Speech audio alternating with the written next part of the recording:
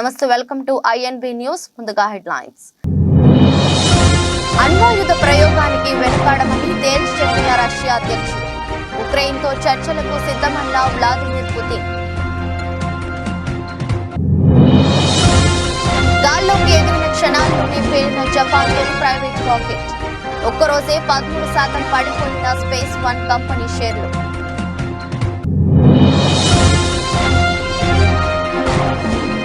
నగరిలో మంత్రి రోజాకు line clear. అసమ్మతి నేతలకు సర్ది చెప్పిన జగన్.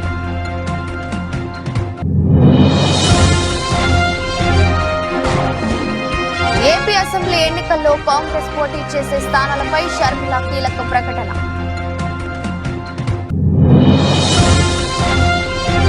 రేషన్ కార్డుతో సంబంధం లేకుండా అందరికీ ఆరోగ్యశ్రీ కసరత్తు చేస్తున్న ప్రభుత్వం.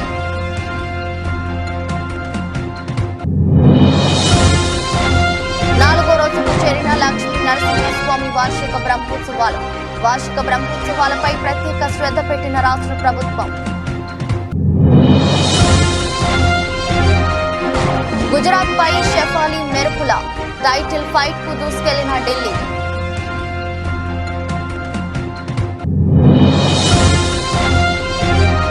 అతనిది గొప్ప వ్యక్తిత్వం, అందుకే ప్రేమించా. లవ్ ఎఫైర్ పై తొలిసారి స్పందించిన తాప్సీ.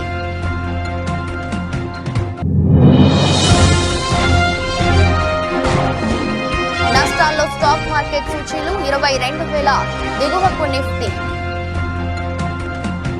తమ రాజ్యాధికారం, సార్వభౌమత్యం, స్వాతంత్ర్యానికి ముప్పు వాటిల్లితే అణ్వాయుధాలు వాడేందుకు వెనకాడబోమని రష్యా అధ్యక్షుడు వ్లాదిమిర్ పుతిన్ హెచ్చరించారు. అణు వివాదాన్ని సృష్టించే చర్యలకు అమెరికా దూరంగా ఉంటుందని ఆశిస్తున్నట్టు పేర్కొన్నారు. రష్యాలో అధ్యక్ష ఎన్నికలు జరగనున్న వేళ పశ్చిమ దేశాలకు పుతిన్ తీవ్ర హెచ్చరికలు జారీ చేశారు. టెలివిజన్ ఛానల్ కు ఇచ్చిన ఇంటర్వ్యూలో పుతిన్ ఈ వ్యాఖ్యలు చేశారు. జో బైడెన్ ను అనుభవజ్ఞుడైన రాజకీయవేత్తగా అభివర్ణించారు. ప్రపంచం అణువ యుద్ధం వైపు వెళ్తుందని తాను అనుకోవడం లేదన్నారు. ఉక్రెయిన్తో చర్చలకు తలుపులు ఎప్పుడు తెరిచే ఉంటాయని స్పష్టం చేశారు. In an interview on state television, the Russian leader described US President Joe Biden as a veteran politician who fully understands the dangers of an escalation in tensions. He claimed Russia's nuclear capabilities are more advanced than the West's. The United States announced that they were not going to send troops. We know what American troops are on the Russian territory. These are invaders. This is how we will treat it, even if they appear on the territory of Ukraine and they understand this. I said that Biden is a representative of the traditional political school, and this is proved. But besides Biden, there are plenty of other specialists in the field of Russian-American relations and in the field of strategic deterrence. Therefore, I don't think that everything is rushing so head-on here, but we are ready for this. వాణిజ్యపరంగా అంతరిక్ష ప్రయోగాల రంగంలోకి ప్రవేశించాలన్న Japan ప్రయత్నాలకు ఆదిలోనే చుక్కు ఎదురైంది. బుధవారం ఉదయం కుషిమేటో పట్టణంలోని లాంచ్ సెంటర్ నుంచి నింగిలోకి బయలుదేరిన దేశంలో తొలి ప్రైవేట్ రాకెట్ కైరోస్ లాంచ్ అయిన కొద్ది సెకండ్లలోనే పేలిపోయింది. ఈ రాకెట్ నింగిలోకి ఎగిరితే జపాన్ చరిత్రలోనే తొలి ప్రైవేట్ రాకెట్ నింగిలోకి ఎగిరిన రికార్డు క్రియేట్ అయ్యేది. ఈ రాకెట్ ను స్పేస్ వన్ అనే స్టార్టప్ కంపెనీ తయారు చేసింది. 59 అడుగుల పొడవైన కైరోస్ రాకెట్ ఘన ఇంధనంతో పనిచేస్తుంది. కైరోస్ రాకెట్ ప్రభుత్వానికి చెందిన శాటిలైట్ ను నింగిలోకి మోసుకెళ్లాల్సి ఉంది. రాకెట్ పేలిపోవడంతో భారీగా మంటలు ఎగిసిపడ్డాయి. శిథిలాలు సమీపంలోని పర్వతాలు సముద్రం మీద చెల్లా చెదురుగా పడ్డాయి. ఈ రాకెట్ మార్చి 9వ తేదీనే లాంచ్ కావాల్సి ఉండగా పలు కారణాల వల్ల లాంచింగ్ వాయిదా పడింది. రాకెట్ పేలిపోవడంతో స్పేస్ వన్ కంపెనీ షేర్లు జపాన్ స్టాక్ మార్కెట్లో ఒక్కరోజే 13% పడిపోయాయి.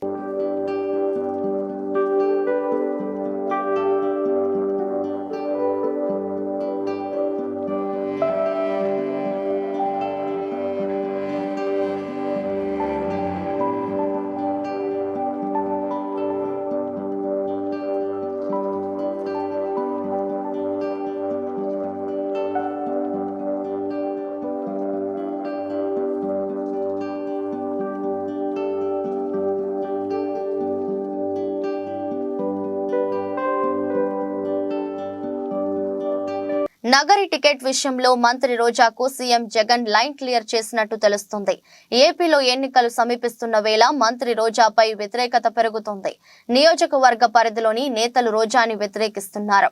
ఎన్నికలలో రోజాకు టికెట్ ఇస్తే సహించేది లేదని కొంతమంది వైసీపీ నేతలు అసహనం వ్యక్తం చేస్తున్నారు.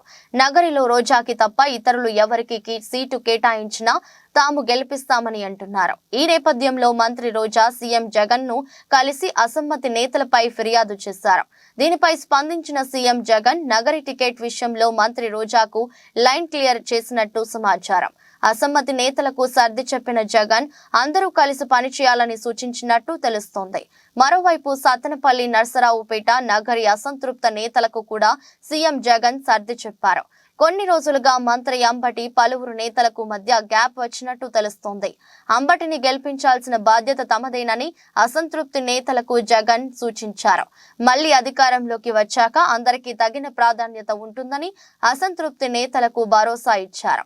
నరసరావుపేట ఎమ్మెల్యే గోపిరెడ్డి నుంచి తాము ఎదుర్కొంటున్న సమస్యలను సీఎం జగన్ కు 6 సంతృప్త నేతలు వివరించారు. తమ రాజకీయ విశ్వసనీయతను దెబ్బతీసేలా గోపిరెడ్డి వ్యవహరిస్తున్నారంటూ నేతలు వాపోయారు.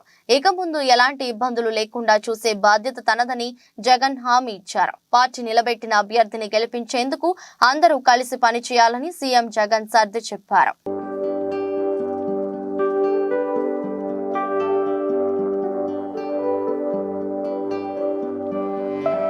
ఏపీలో 175 అసెంబ్లీ స్థానాల్లో కాంగ్రెస్ పార్టీ పోటీ చేస్తుందని ఆ పార్టీ రాష్ట్ర అధ్యక్షురాలు వైఎస్ షర్మిల చెప్పారు.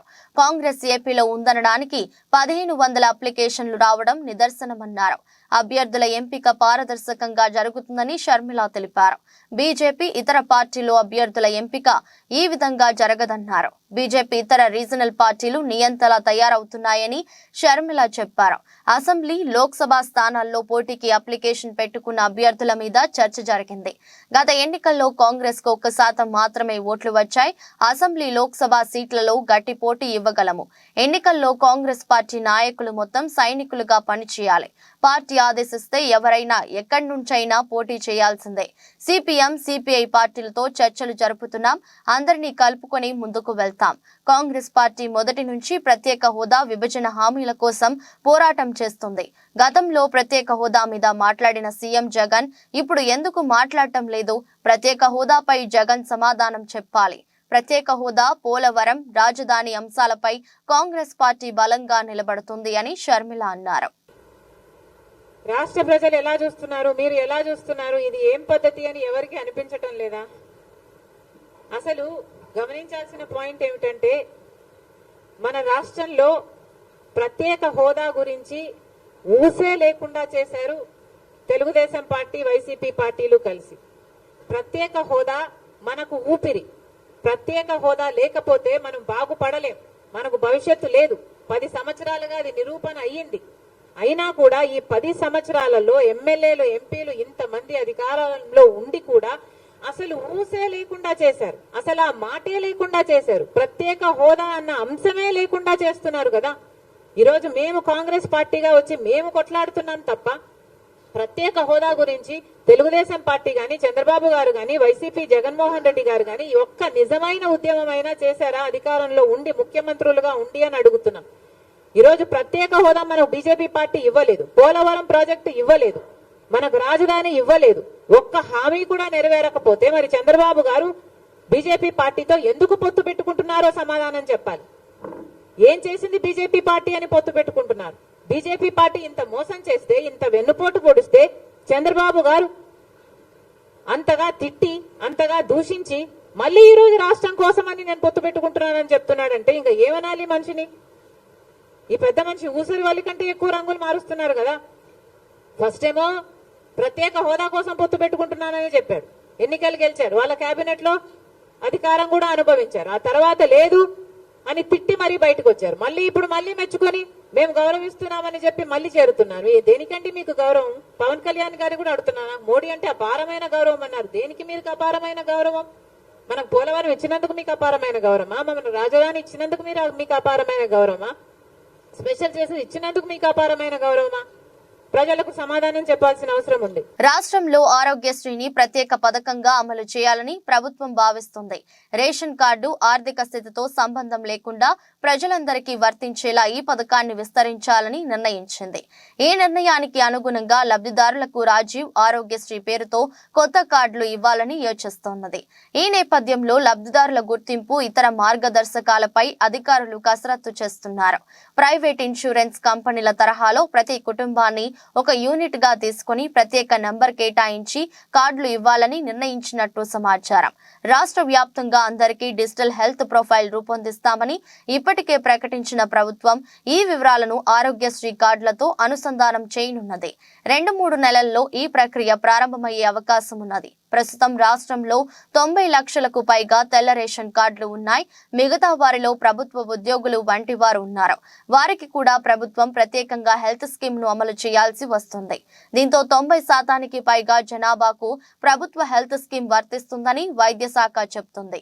మిగతా వారిని కవర్ చేసి రేషన్ కార్డుతో లింక్ తీసేస్తే కార్డుల సంఖ్య తగ్గుతుందని భావిస్తున్నట్టు సమాచారం.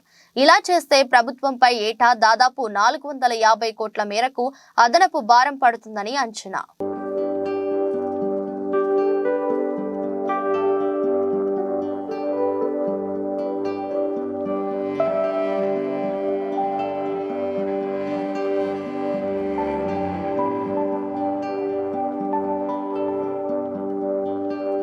భక్తుల ఇలవేల్పు దైవం యాదగిరిగుట్ట శ్రీ లక్ష్మీ నరసింహస్వామి వార్షిక బ్రహ్మోత్సవాలు వైభవంగా జరుగుతున్నాయి. బ్రహ్మోత్సవాలలో భాగంగా 4వ రోజు గురువారం ఉదయం వటపత్ర సాయి అలంకార సేవలో లక్ష్మీ నరసింహస్వామి భక్తులకు దర్శనం ఇవ్వనున్నారు. సాయంత్రం 7 గంటలకు హంస వాహన అలంకార సేవ జరగనుంది. క్షేత్రాభివృద్ధిలో భాగంగా ఆలయ ఉద్ఘాటన జరిగిన తర్వాత రెండోసారి జరుగుతున్న వార్షిక బ్రహ్మోత్సవాలపై రాష్ట్ర ప్రభుత్వం ప్రత్యేక శ్రద్ధ పెట్టింది. కాగా ఈ నెల 21వ తేదీ వరకు బ్రహ్మోత్సవాలు జరగనున్నాయి.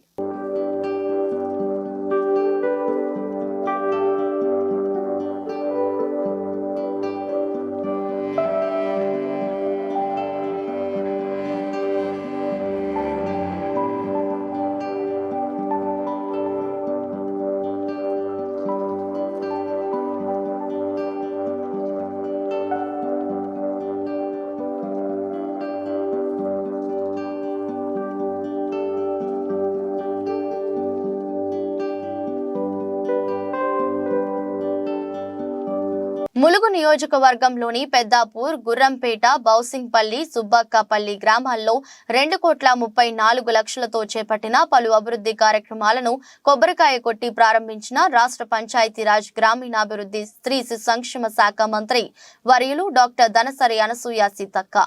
ఈ సందర్భంగా మాట్లాడుతూ కాంగ్రెస్ పార్టీ ఎన్నికల సందర్భంగా ఇచ్చిన హామీని ప్రభుత్వం ఏర్పడిన 100 రోజుల్లోనే అమలు చేస్తున్నామని, మహిళలకు ఉచిత బస్ ప్రయాణం, 500కే గ్యాస్ సిలిండర్, ఆరోగ్యశ్రీ, 10 లక్షలు నిరుపేదలకు, 5 లక్షలతో ఇందిరమ్మ ఇళ్లు, మహిళలకు వడ్డీ లేని రుణాలు, ఇలా అన్ని గ్యారెంటీలను అమలు చేస్తున్నామని, రాబోయే పార్లమెంట్ ఎన్నికల్లో కూడా ప్రజలందరూ కాంగ్రెస్ పార్టీకి మద్దతుగా తోడుగా ఉండాలని మంత్రి వర్యులు సీతక్క అన్నారు. ఈ కార్యక్రమంలో వివిధ శాఖల అధికారులు మరియు కాంగ్రెస్ పార్టీ జిల్లా, బ్లాక్, మండల, గ్రామ నాయకులు, కార్యకర్తలు ఉన్నారు. మరి మహిళలందరికీ కూడా ఉచిత బస్సు ప్రయాణం ఏర్పాటు చేసి ఇప్పటి వరకు 30 కోట్ల ప్రయాణాలు ఒక్కొక్క అక్క 10-20 సార్లు బస్సు ప్రయాణం చేసి, కానీ మనం బస్సు ప్రయాణం పెట్టినాక ఊళ్ళకు బస్సులు రావద్దు అని పాపం ఆటో సోదరులను టీఆర్ఎస్ వాళ్ళు రెచ్చగొట్టి కొంతమందిని ఆటోలను కాలబెట్టేటట్టుగా ప్రోత్సహించి ఊరూర్లో బస్సులో తిరగద్దని అడ్డుకునే ప్రయత్నం చేస్తా ఉన్నాం.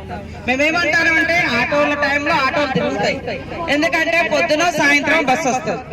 ఇప్పుడు ఇక్కడ నుంచి హన్మకొండ పోవాలి, మరి ఆటో హన్మకొండ దాకా వస్తుందా? రాదు కదా. మరి అట్లా హన్మకొండ దాకా పోవాలంటే కనీసం 200 రూపాయలన్నా ఖర్చు వస్తుంది. 200 రూపాయలు నెలకు ఒక 4-5 సార్లు పోయేటోళ్ళు అయితే మరి ఒక 2-3 వేల రూపాయలన్నా వాళ్ళకు మిగులుతాయి ఆడోళ్ళకు, అక్కలకు అని మన సీఎం రేవంత్ రెడ్డి గారు సోనియమ్మ ఆదేశం మేరకు ఉచితంగా బస్సు ప్రయాణం పెట్టింది. ఎవరెన్ని అడ్డుకున్నా 30 కోట్ల ప్రయాణాలు అంటే మన మహిళలు అన్ని సార్లు బస్సులు ఎక్కి దిగింది. అదే కాకుండా మరి ఆరోగ్యశ్రీ ఏదన్నా అయితే 10 లక్షల వరకు కూడా ఫ్రీగా వైద్యం అందుతుంది.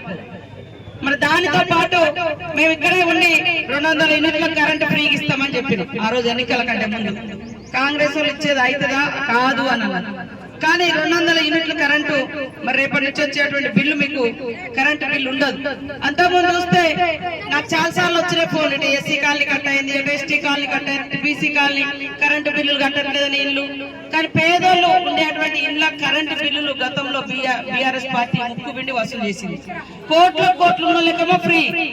ఆర్మూర్ డివిజన్ కేంద్రంలో ఉన్నటువంటి మెర్తాడ్, కమ్మర్పల్లి, భీమ్గల్ మండలాల మీదుగా నేషనల్ హైవే మంజూరు అయింది.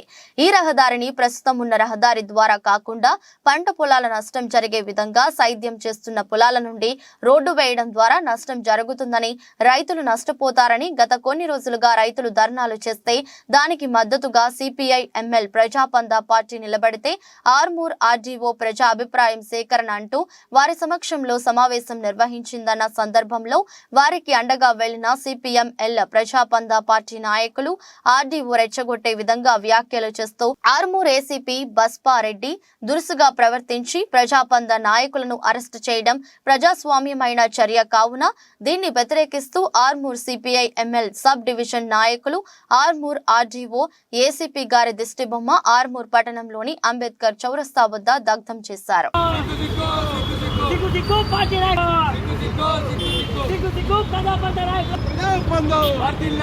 రైతుల పక్షాన మాట్లాడమే నేరమా? రైతుల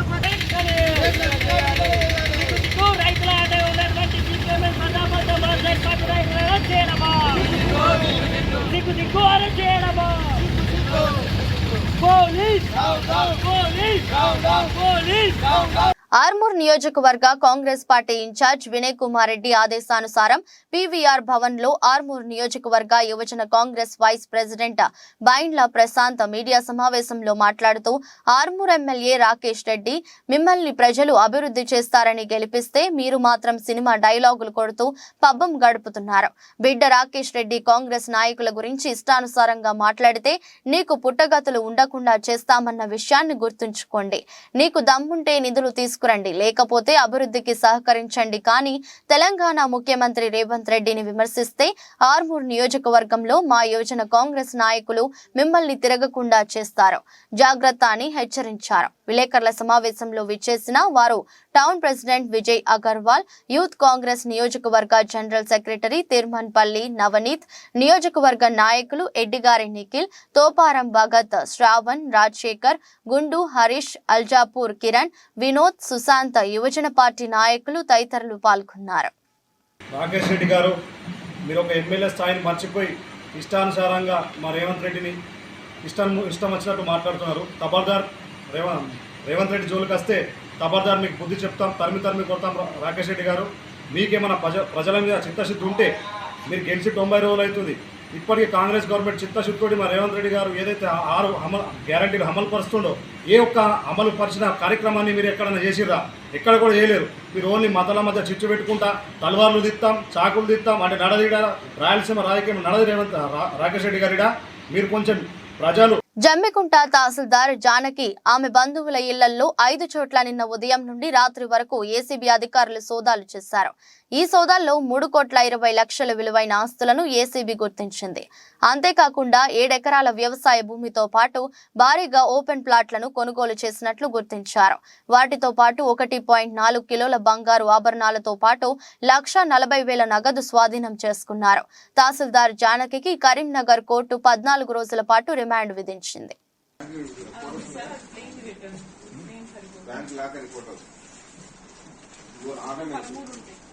అవి బిడ్డలు సీసీ కార్డు పెట్టు, క్యాష్ కూడా పెట్టు సార్, క్యాష్ నాకు 2 పెట్టాలి.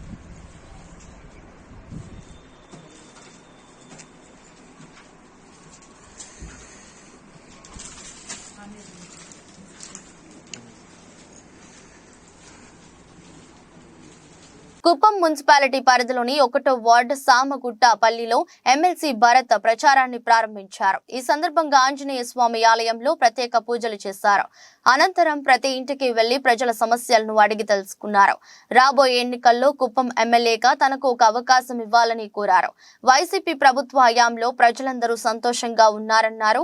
మరిన్ని సంక్షేమ పథకాలు రావాలంటే రాబోయే ఎన్నికల్లో వైసీపీ ప్రభుత్వానికి ప్రజలందరూ ఓటు వేసి గెలిపించాలన్నారు.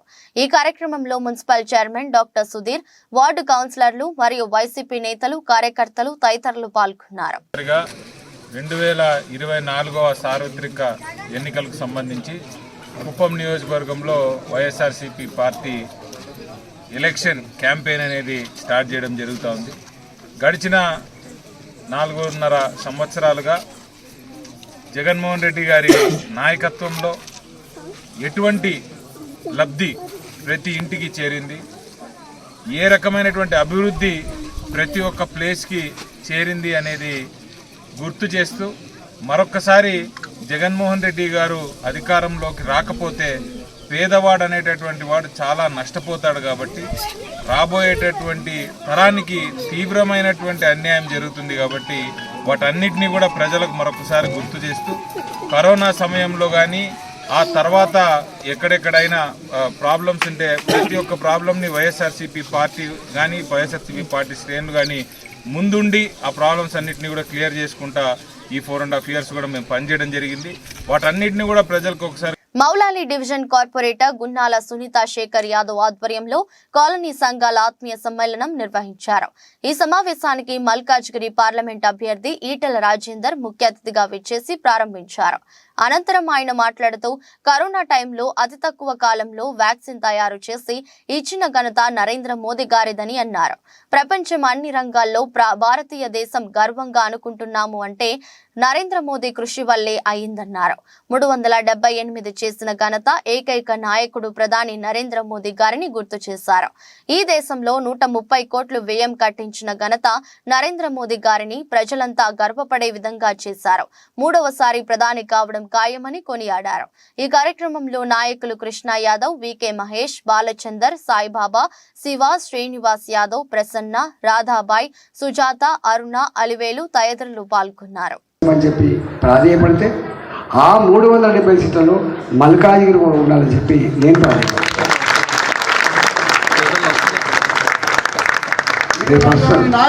ఎత్తుతాండ్రు. మా సునీత మండలం దొరుకుతున్నారు వాళ్ళు. 150 కోట్లు పెట్టుడు దొరకన్నా 200 కోట్లు పెడతాడు. నా మీద 200 కోట్లు పెట్టుడు, 150 కోట్లు పెట్టుడు. ఇప్పటికే ఒకసారి ఎక్స్పెరిమెంట్ అయిపోయింది. మీరందరూ వచ్చింది. నా అదృష్టం ఏంటంటే 2021లో జరిగిన ఎన్నికలప్పుడు వీళ్ళందరూ నా దగ్గర వచ్చి పనిచేసినప్పుడు నేను ఎవరినో నా పనితనం ఏంటో వీళ్ళు తెలుసు కాబట్టి మాట్లాడు. నాకు ఎన్నడూ ఓట్లలో డబ్బులు అనేది తెలియదు. నాకు దావతులు కూడా ఇచ్చింది తెలియదు. నాకు ఎన్నడు 20 ఏళ్ళు ఏనాడు వాళ్ళు నిండు మనసుతో ఆశ్రయించి పంపించినారు. వాళ్ళ కాలు మళ్ళీ పనితో పీకింత పనిచేసి WPLలో ఢిల్లీ క్యాపిటల్స్ దుమ్మురేపింది. భారీ విజయం లక్ష్యంగా బరిలోకి దిగిన ఢిల్లీ అనుకున్న ఫలితాన్ని అందుకుంది. బుధవారం పూర్తి ఏకపక్షంగా సాగిన పోరులో ఢిల్లీ 7 వికెట్ల తేడాతో గుజరాత్ జైంట్స్ పై ఘన విజయం సాధించింది. దీంతో లీగ్ ఫైనల్లోకి ప్రవేశించింది. గుజరాత్ నిర్దేశించిన 127 పరుగుల లక్ష్య ఛేదనలో ఢిల్లీ 13.1 ఓవర్లలో 129/3 స్కోరు చేసింది. ఓపెనర్ శేషావలి వర్మ బంతుల్లో 71, 7 4లు, 5 6లు, అర్ధ సెంచరీతో విజృంభించగా జమీమా రోడ్రింగ్స్ దూకుడుగా ఆడింది. తనుజా కన్వర్ 2 వికెట్లు తీసింది. అంతకుముందు ఢిల్లీ 20 ఓవర్లలో 126/9 స్వల్ప స్కోరుకే కుప్పకూలింది. కాప్, మిన్ను, మణి, సికా పాండే దాటికి గుజరాత్ వరుస విరామాల్లో వికెట్లు కోల్పోయింది. భారతి, ఫల్మాలి మినహా అందరూ ఘోరంగా విఫలమయ్యారు. శేషాలికి ప్లేయర్ ఆఫ్ ది మ్యాచ్ దక్కింది.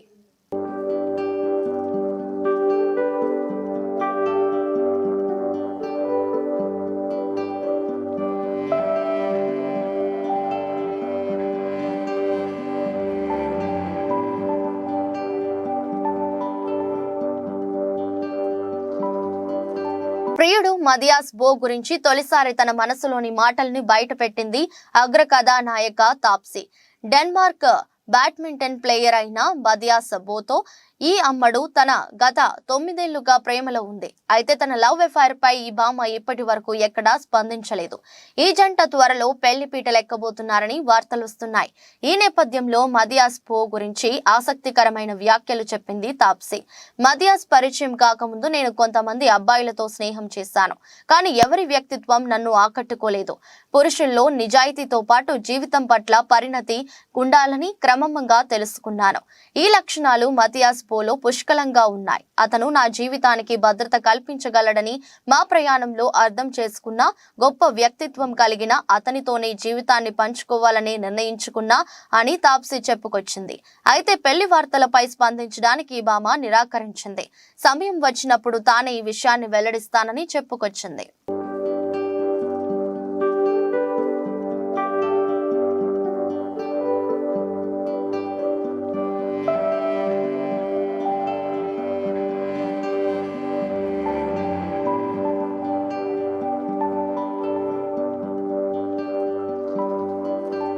దేశీయ స్టాక్ మార్కెట్ సూచీలు గురువారం నష్టాలతో ప్రారంభమయ్యాయి. అంతర్జాతీయ మార్కెట్లలోని ప్రతికూల సంకేతాలు సూచీలపై ప్రభావం చూపుతున్నాయి.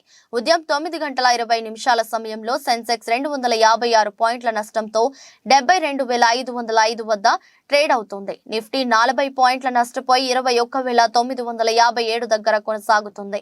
డాలర్తో పోలిస్తే రూపాయి మారకం విలువ 82.85 వద్ద ప్రారంభమైంది. సెన్సెక్స్ 30 సూచీలో Reliance, HCL, Tech Mahindra, Tech Infosys, Sun Pharma, M&M, Maruti, L&T, Power Grid, TCS, Kotak Mahindra Bank షేర్లు లాభాల్లో ట్రేడ్ అవుతున్నాయి. Bajaj Finance, Tata Steel, Titan, IndusInd Bank, Bajaj Finserv, Tech Mahindra, JSW Steel, Tata Motors, Wipro, ITC షేర్లు నష్టాల్లో కొనసాగుతున్నాయి. అమెరికా మార్కెట్లు బుధవారం నష్టాలతో ముగిశాయి. నేడు ఆసియా పసిఫిక్ ప్రధాన సూచీలు మిశ్రమంగా ట్రేడ్ అవుతున్నాయి. అంతర్జాతీయ మార్కెట్లో బ్యారెల్ బ్రెంట్ చమురు ధర $84.20 వద్ద ట్రేడ్ అవుతుంది. విదేశీ సంస్థాగత మదుపరులు బుధవారం నికరంగా 4,595.06 కోట్ల విలువ చేసే షేర్లను విక్రయించారు. దేశీయ సంస్థాగత మదుపరులు 9,093.72 కోట్ల స్టాక్స్ ను కొనుగోలు చేశారు.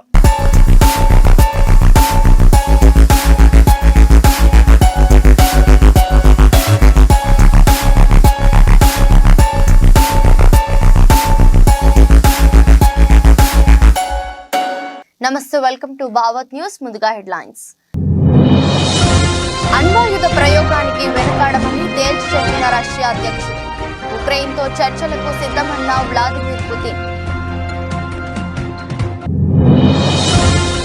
గాల్లోకి ఎగిరిన క్షణాల్లోనే పేలిన జపాన్ తొలి ప్రైవేట్ రాకెట్. ఒక్కరోజే 13% పడిపోయిన స్పేస్ వన్ కంపెనీ షేర్లు.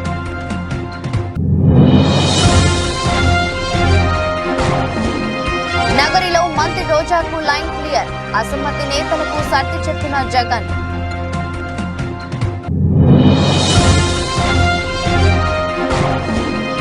ఏపీ అసెంబ్లీ ఎన్నికల్లో కాంగ్రెస్ పోటీ చేసే స్థానాలపై షర్మిల కీలక ప్రకటన.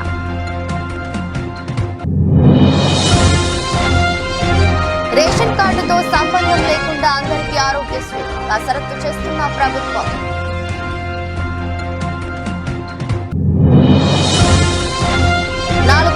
చేరిన లక్ష్మీ నరసింహస్వామి వార్షిక బ్రహ్మోత్సవాలపై ప్రత్యేక శ్రద్ధ పెట్టిన రాష్ట్ర ప్రభుత్వం. గుజరాత్ పై షెఫాలి మెరుపుల టైటిల్ ఫైట్ కు దూసుకెళ్లిన ఢిల్లీ.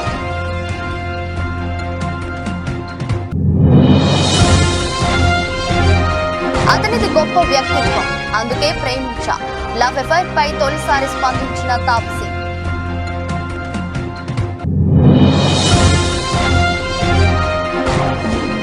నష్టాల్లో స్టాక్ మార్కెట్ సూచీలు 22,000 దిగువకు నిఫ్టీ. నమస్తే, welcome to Telangana capital news. ముందుగా హెడ్లైన్స్.